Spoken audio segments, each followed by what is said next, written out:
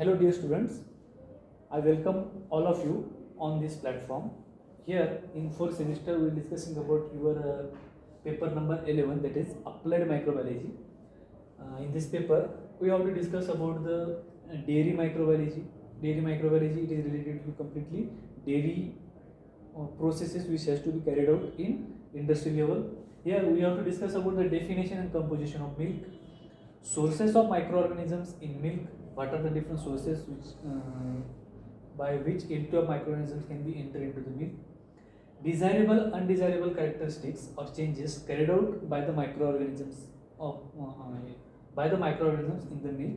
So after the entry of microorganism, what the desirable or undesirable characteristics. Here we have to discuss about the some beneficial changes can be carried out by using microorganisms in the milk, so we have to produce another product from the milk, and some undesirable, so that our milk can become say waste. So these are the different changes carried out by the microorganism we have to discuss in lecture.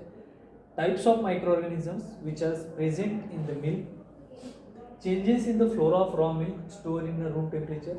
Here we have to discuss how the microorganisms change the microflora, or the at store condition how the microflora of milk can be changed.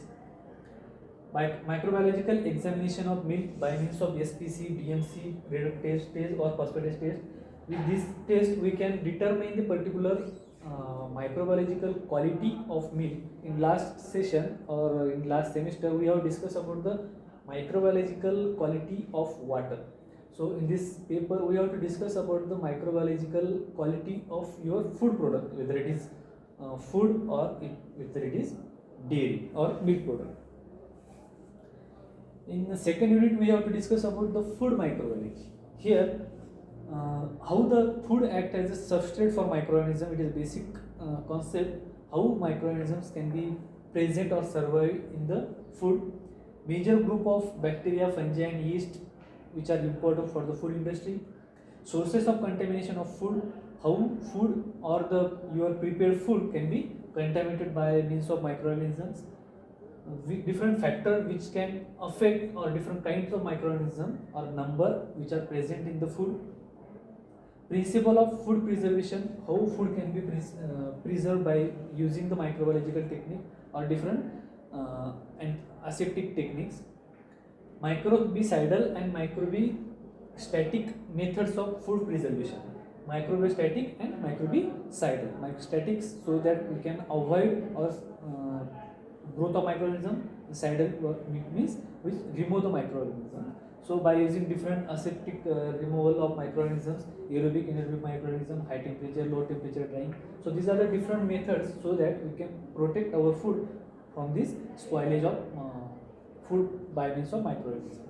Chemical preservation method, microbiological spoilage of food, classification of food by means of spoilage, chemical changes carried out by microorganisms. So this is all about discussed in the second unit.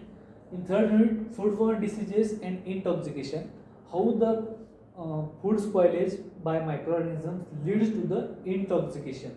So in this regard we have to discuss about the staphylococcal infection, clostridial infection, mycotoxins, enteropathogenic, E. coli infection, salmonellosis, shigellosis.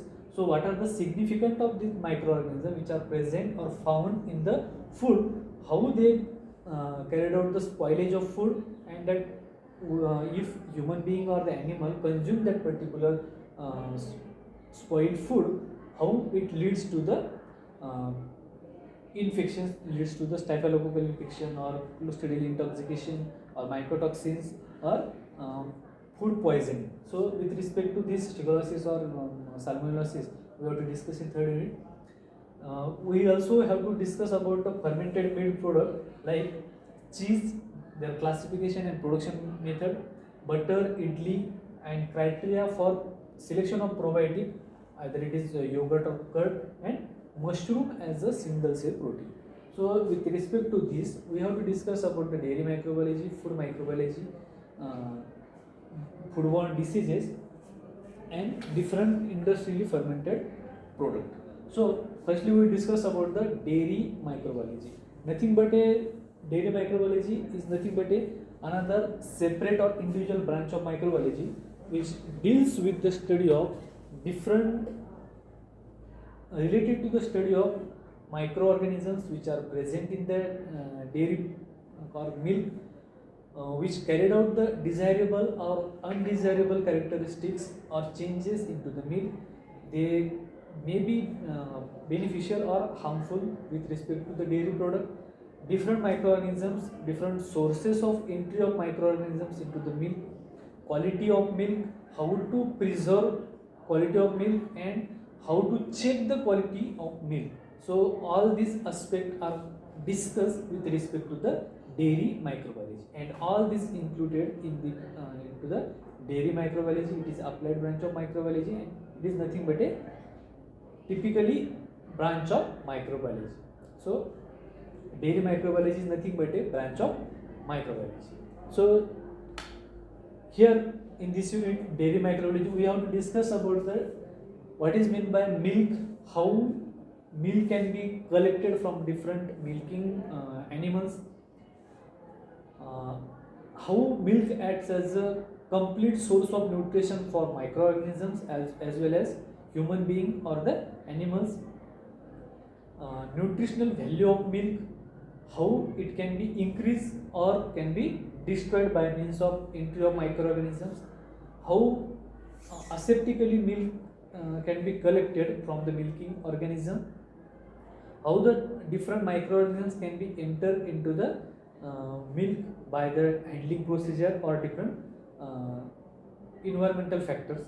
So all these factors we have to discuss in about the dairy microbiology, and by using this technique we can carry out a particular industrial processes by suppose cheese fermentation process or the different cheese product which has to be carried out on large scale production, or milk collected at dairy on large quantity. So how we can carried out the sterilization process of milk by means of pasteurization process, what are the different types of milks, how the skim milk or cream from the milk can be removed, and how that milk is converted into butter, cheese.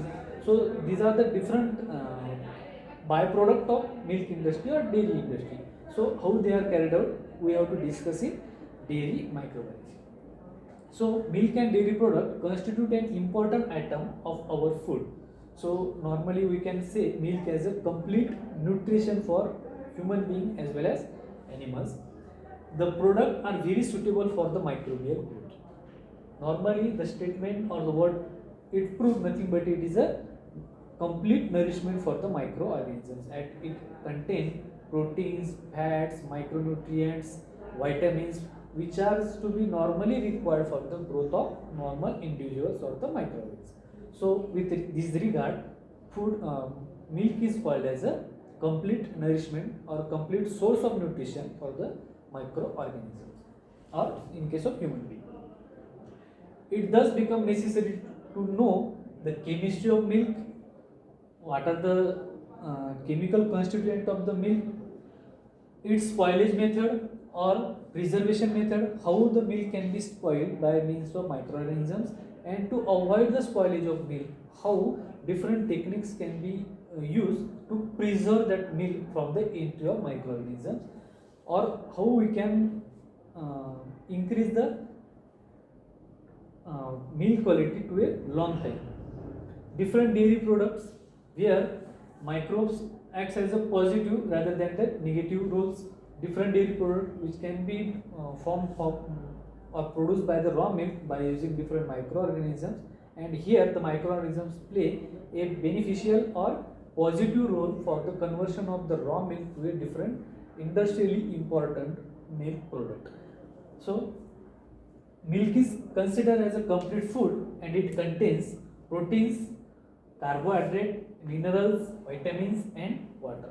So nothing but a milk, whether it is irrespective of the animals which is milking animal, either it is camel, buffalo, cow, sheep, goat, कुठलाही milking animal जो पण घेतला, irrespective of the animals, each milk which has to be extracted from the animal, it contains amount may be vary in respect to the proteins, with respect to the carbohydrates, minerals, vitamins and water, but these are the common ingredient which has to be present in that particular milk.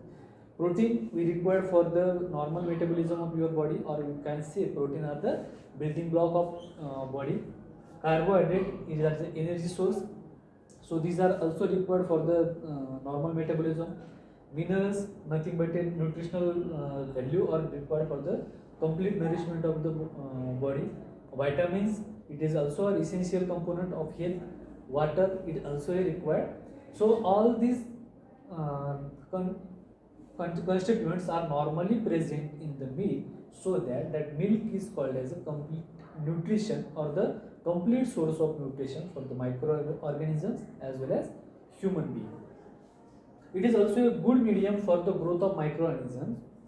It is therefore important to know the types of microorganisms present in the milk that control and use for the beneficial purposes. So with respect to this, as the nutritionally milk is rich, so different microorganisms can easily survive and multiply and grow in particular milk. But as the microorganism or the unwanted microorganism may enter into the milk, and they leads to the spoilage of milk and leads to the spoilage of that particular large amount of milk or industrial product. So we have to take a precaution how to avoid the entry of unwanted microorganisms into the milk, and how we can modify that particular milk or raw milk into the industrially important milk product by using this microorganism.